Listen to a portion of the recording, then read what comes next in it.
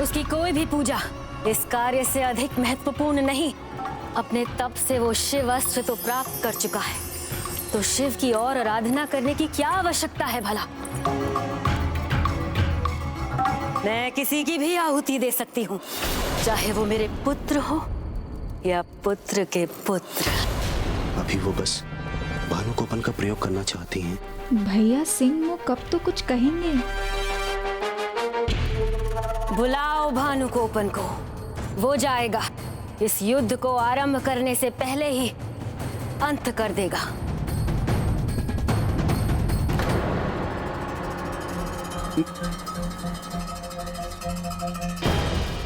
स्वार्थ की छाया है भैया सिंह मुख पर भी, इसलिए वो कुछ नहीं कह रहे हैं, क्योंकि स्वयं उनके पुत्र का जीवन दांव पर नहीं लगा है।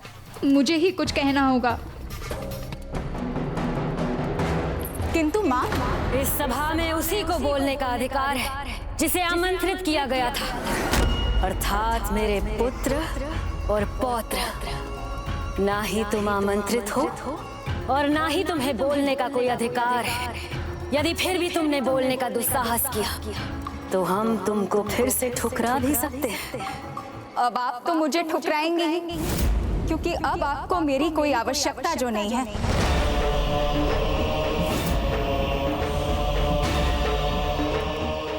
आपकी महत्वाकांक्षा के यज्ञ में मात्र समिधा है हम। यही तो मेरी महत्वाकांक्षा रूपी यज्ञ की समिधा मात्र है। इनकी आहुति ही मुझे सफल बनाएगी।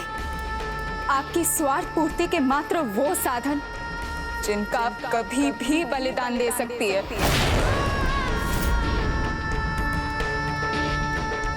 भूलो मत अजामुखी, मैं तुम्हारी माँ हूँ।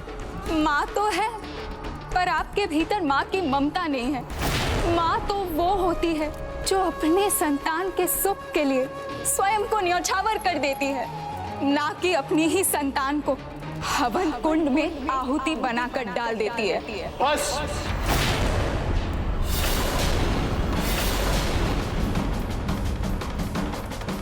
बंद करो तुम्हारा यह अनर्गल प्रलाप।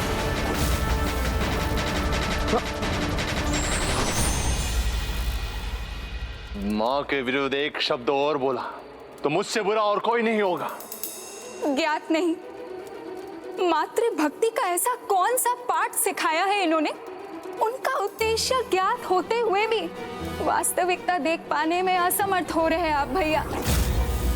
मुझे मारना चाहते हैं तो मार दीजिए भैया, किंतु जिनके लिए आप मेरा अंत करना चाहते हैं उन्हें आपके अंत पर भी कोई दुख नहीं होगा। इनका अपना उद्देश्य, इनकी विजय, इनका वर्चस्व ही इन्हें इतना प्रिय है कि इन्होंने स्वयं अपनी पुत्री का विवाह तक नहीं होने दिया। रुको, बस बहुत हुआ। नहीं, आज मुझे सत्य बताने से कोई नहीं रोक सकता।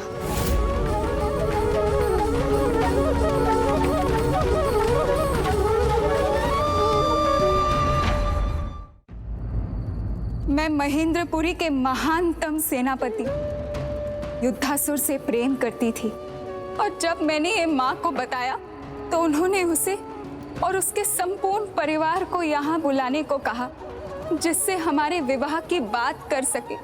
और मुझे भी उन पर उतना ही विश्वास था जितना आप सबको है, किंतु उन्होंने मेरे साथ विश्वासघात किया, जिसकी मैं कल्पना भी नहीं कर सकती। आइए।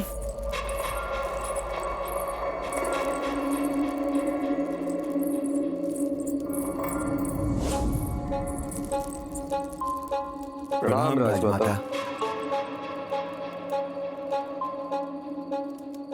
क्या इच्छा है आपकी? मैं अपनी पुत्री आपके पुत्र को सौंप दूं? तो क्या वो उसके बाद प्रसन्न रहेगी? हाँ राजमाता, हमें पूर्ण विश्वास है कि आपकी पुत्री हमारे पुत्र के साथ सदैव प्रसन्न रहेंगी, और हमारा पराक्रमी पुत्र आपकी पुत्री के लिए सर्वथा योग्य है, और फिर वो आपका सेनापति भी है। उसने अनेकों बार आपको युद्ध जिताए हैं और आगे भी जीतेगा। तो फिर तो हमें तनिक भी विलंब नहीं करना चाहिए। लीजिए, इस शुभ अवसर पर मिष्ठान से अपना मुंह मीठा कीजिए।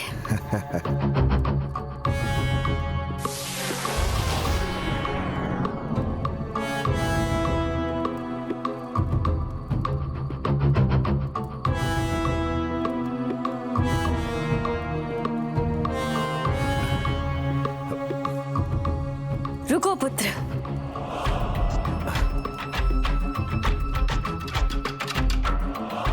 क्यों? तुम अपने हाथों से स्वयं अपने भावी पति को मिष्ठान खिलाओ।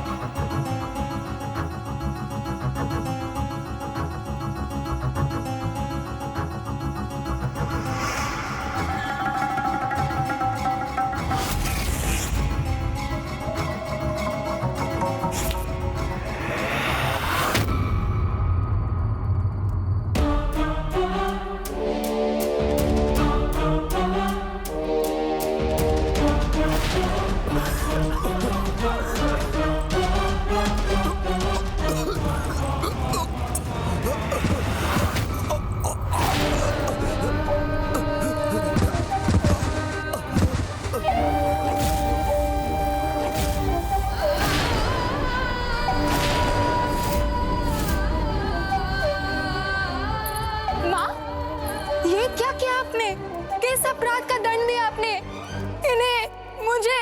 अपराध था या मूर्खता, ये तो तुम्हें ही ज्ञात होगा। किंतु असुर राज परिवार की पुत्री होकर तुम किसी से विवाह कैसे कर सकती हो? किसी को अपना संबंधी बनाकर हमारे अधिकार और ऐश्वर्य को कैसे बांट सकती हो? नहीं, विवाह नहीं करना है तुम्हें। अपितु ऋषि मुनियों को अपने रूप के जाल में उलझाकर उनका तप भंग करना है, ताकि उनका धर्म भ्रष्ट हो जाए और हम असुरों का वर्चस्व बढ़े। इस प्रकार अपनी माँ और अपने कुल की सेवा करनी है तुम्हें। यही है तुम्हारे जीवन का उद्देश्य और यही है नियति।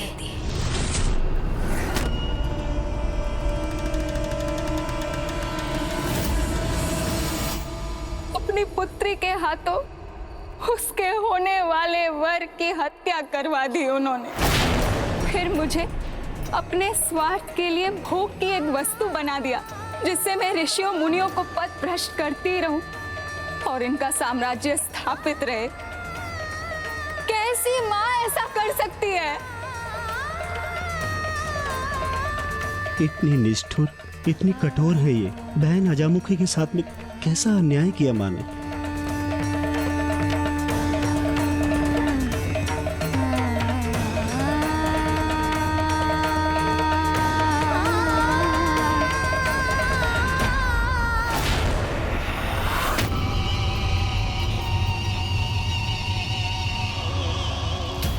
कल तुम्हारा होने वाला पति तुमसे दूर चला गया था। आज एक माँ से उसकी बेटी दूर जा रही है।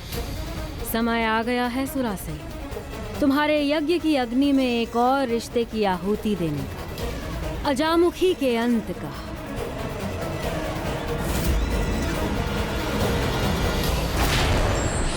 महत्वाकांक्षा जब सीमा पार कर जाती है तो व्यक्ति अपना विवेक खो देता है और अपने साथ अपनों के नाश का कारण बनता है।